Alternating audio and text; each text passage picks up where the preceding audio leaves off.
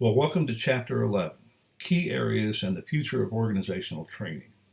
We are certainly in the home stretch now, and I can see the finish line from here, and I think I can also hear your cheers from here as well.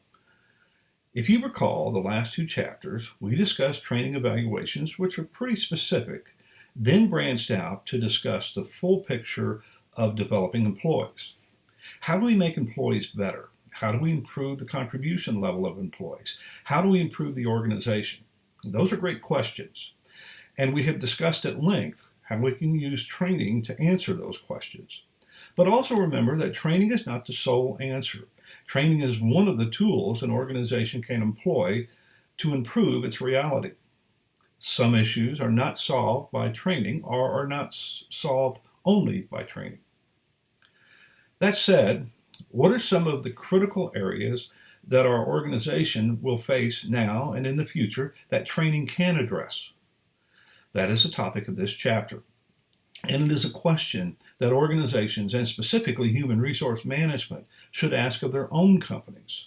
The authors discuss the Con Edison case depicted in the text and ask how such harassment and discrimination behavior could continue even though the company had a well-published policy against discrimination and harassment.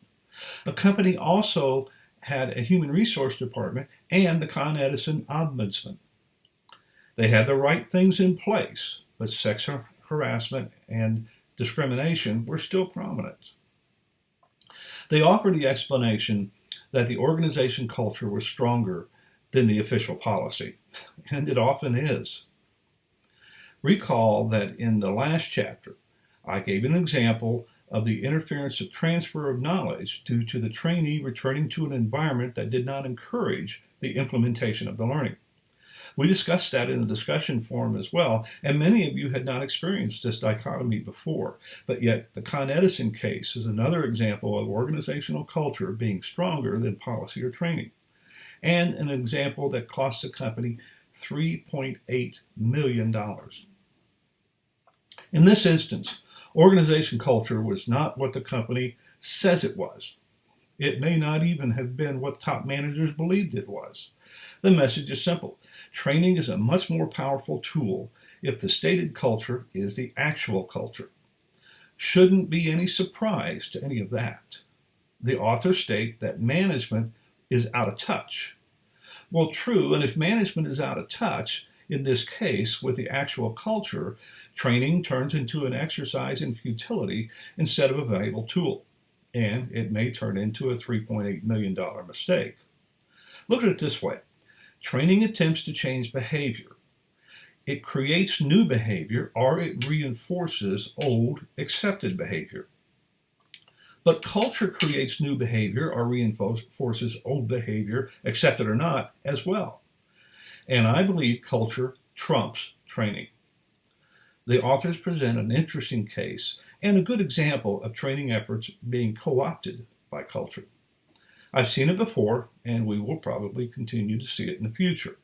So, if you're going to use training as a valuable tool to change behavior, be cognizant of the underlying culture and belief system in place in the company, not the one posted on the executive office wall.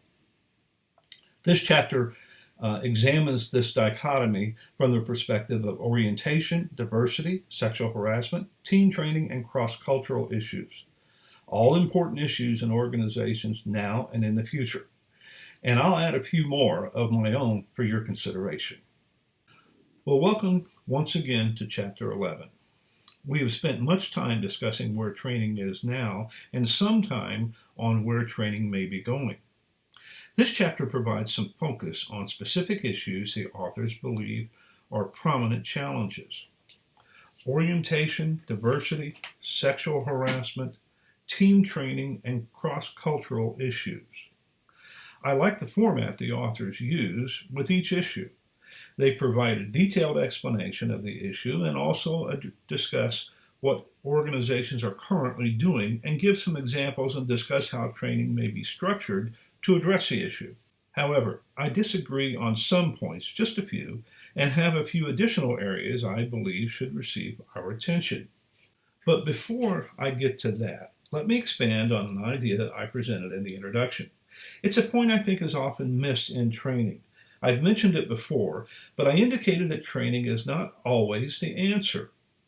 When an organizational problem or issue is identified, some managers rush to training believing that the issue is about employees lacking the knowledge or the skill to address the issue. Sometimes employees have the required knowledge and skill, but lack the desire or the support. I've particularly seen this in some of the public training that I've conducted. Truthfully, I've also seen it in organizations in which I was the HR manager. In those situations, training is not the issue. In fact, training may actually work against the necessary culture change. Oh, we don't need to change our culture. We've already implemented training programs. Or when the EEOC comes in to investigate the harassment or discrimination, the defense is, we've had training. We just have a few managers who didn't pay attention. Now, I'm not trying to be negative or overbearing, but training has its limitations, and we need to recognize that fact. Training is not a solution, it is a tool to be used to affect a solution. The simple fact is that training is telling and not doing. Training is telling people how to do things and why they should do them. But training can't make people do things. Training usually doesn't result in participants changing their overall life attitude or life philosophy. Most people don't have an epiphany during or as a result of a training program. Most training programs are not life-changing. I point this out recognizing that many of you will end up in the management and specifically in some form of HR management. I have in the past accused of HR of being the department of no. No, you can't do this, and no, you can't do that. I don't back off from that criticism, but there are times when HR should say no. When the organization attempts to deploy training as a solution to a problem, no may be in order. Many such solutions are much bigger than training. It's a little like decreasing production when faced with plummeting sales.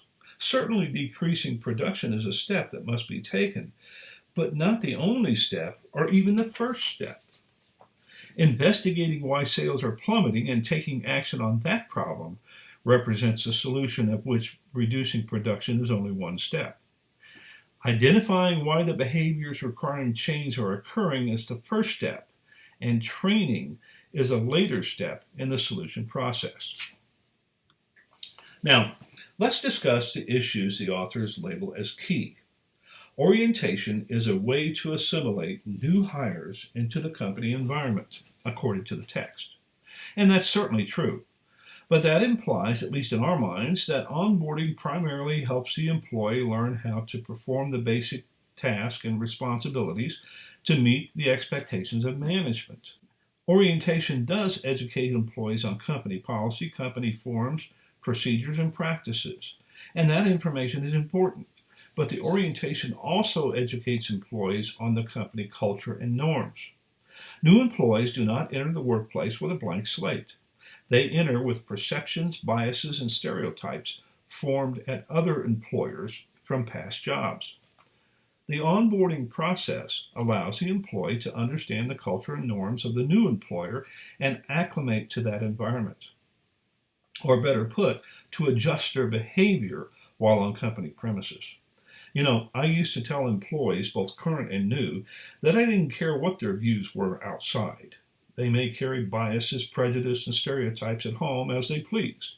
That is our freedom as citizens. But once passing through the company doors, they will leave those behind and abide by our policies and culture. Employees come fully equipped with their own views. But to be successful, they must modify their behaviors. But that modification requires that they know what is acceptable. Thus, one important value of orientation. In recent years, the purpose of orientations has expanded. In the old days, orientations varied from 2 to 3 hours to 2 to 3 days, depending on the business. Today, we recognize that employees may never be more positive than when they first report to work after hired. That translates into motivation and productivity and support for the company. The orientation process presents an opportunity to keep the employee positive as long as possible. In addition, Positive employees influence other employees positively and represent a valuable source of information. Therefore, the onboarding process is extending well into the first year. HR conducts interviews and surveys with new employees and facilitates questions concerning problems and issues. It's a great trend and one I hope that continues.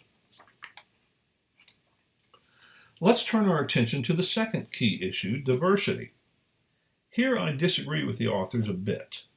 I have developed and conducted many diversity training programs in many different organizations.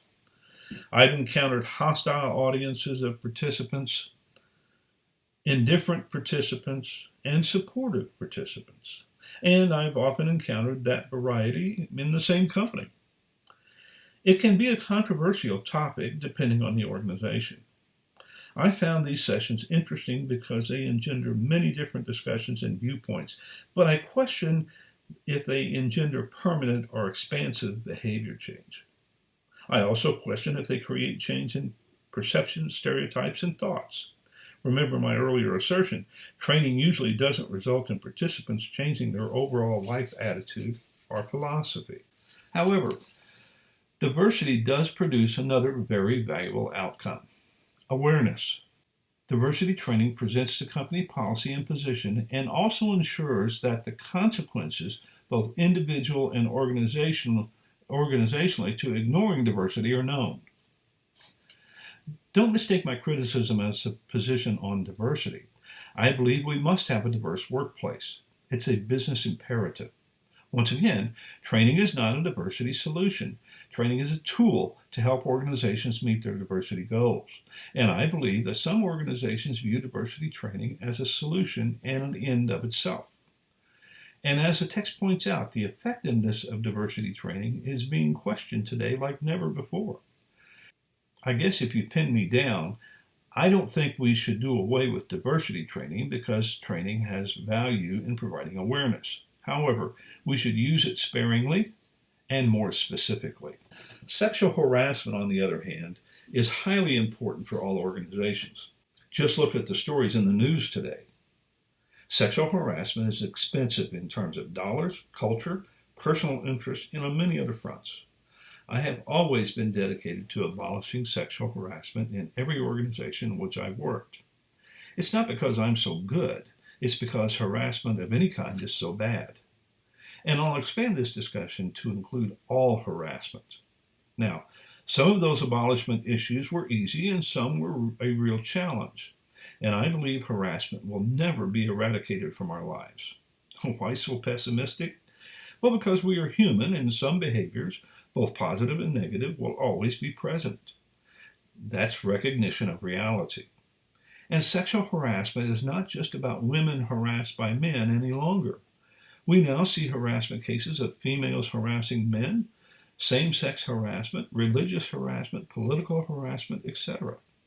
Isn't it interesting that as diversity increases, which is a good thing, differences become more apparent in our lives and workplaces, and those differences spawn harassment behavior. And once again, training is an important step in the solution process, but a zero-tolerance policy and strong discipline is just as important. I've experienced changing a culture from one that accepts, not just tolerates, but accepts sexual harassment, to one in which sexual harassment is not tolerated on any level.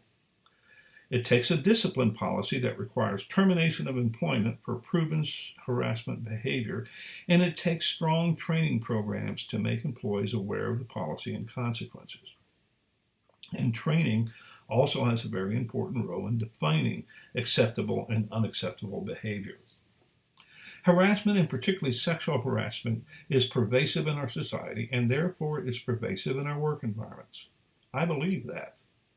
And it is a very dangerous threat to all organizations on many different levels. Just watch the news. You haven't heard the last of this topic, and training will certainly play an important step in the solution process. Now, I won't say a lot about team training because the text covers the topic well. I have been as strong an advocate for teams as I have been against sexual harassment. But training for teams is a little different. Team training teaches participants important skills that they may never have been formally introduced to before. There is a distinct difference between being a member of a team and being a member of a group. And performing well in teams takes particular skills and knowledge which are distinct from group performance. Whereas diversity and harassment training carries big awareness responsibility, team training carries the weight of teaching specific skills. The text points out that teams are becoming more pervasive in the workplace today. The growth of teams is astounding. That means training for teams is of increasing importance, and I suspect the value and usage of team training will dramatically increase in the future. And finally, cross-cultural training is important as our society becomes more diverse and as we compete more aggressively in the global market. Once again, cross-cultural training carries a heavy burden of awareness. It's not about changing one's culture or changing someone else's culture, but of making people aware of different cultures. You may believe that this type of training will have little value to you personally because you have no plans of moving to a foreign country. Think again. It's not about where you live or if your neighbor or workmate is from another country. It's not about physical proximity. You may very well find yourself on a virtual team composed of people from many different countries.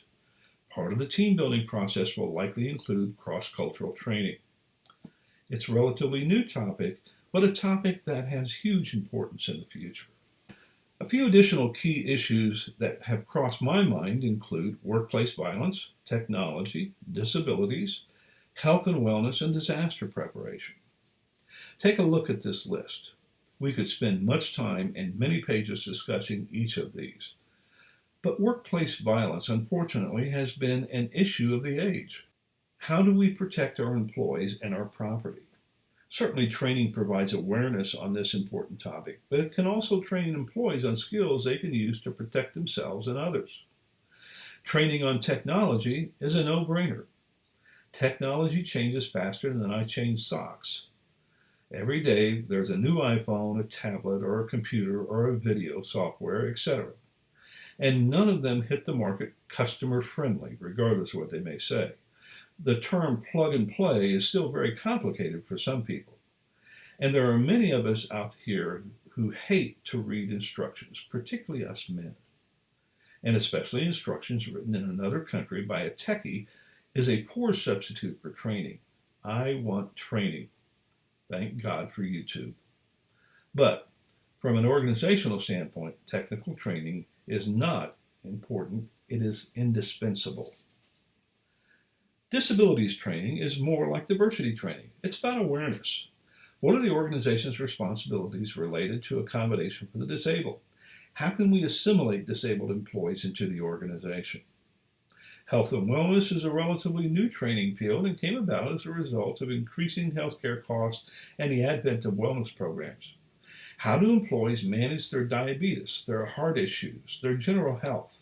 Much of this type of training is contracted from the outside, and the fact that training of this type is growing indicates that it is an issue for the future.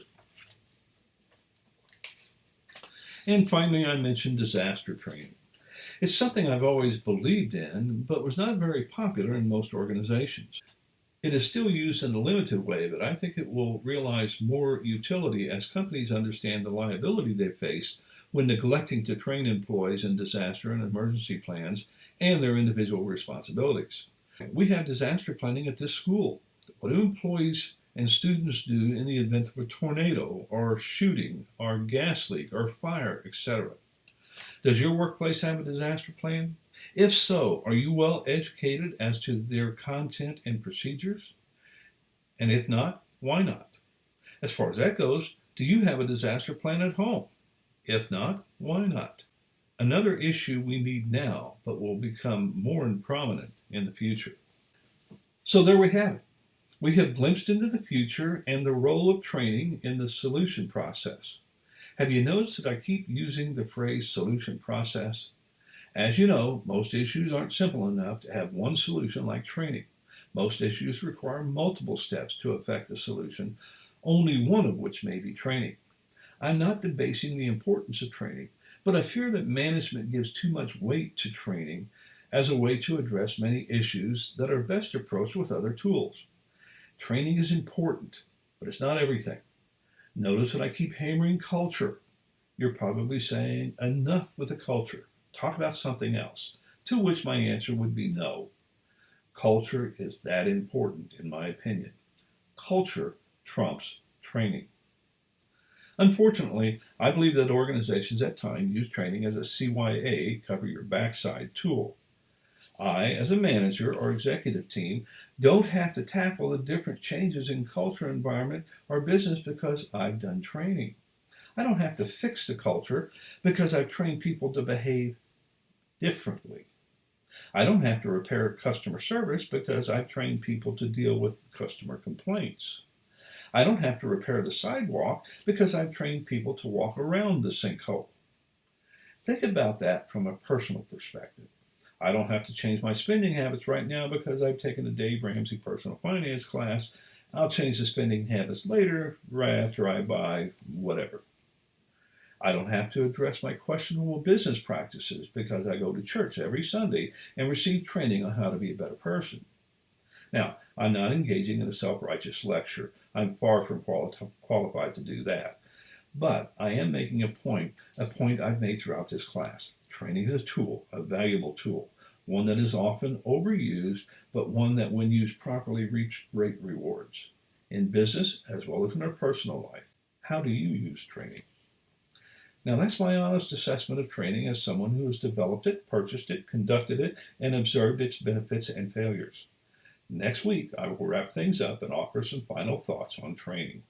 Once again, the end is in sight.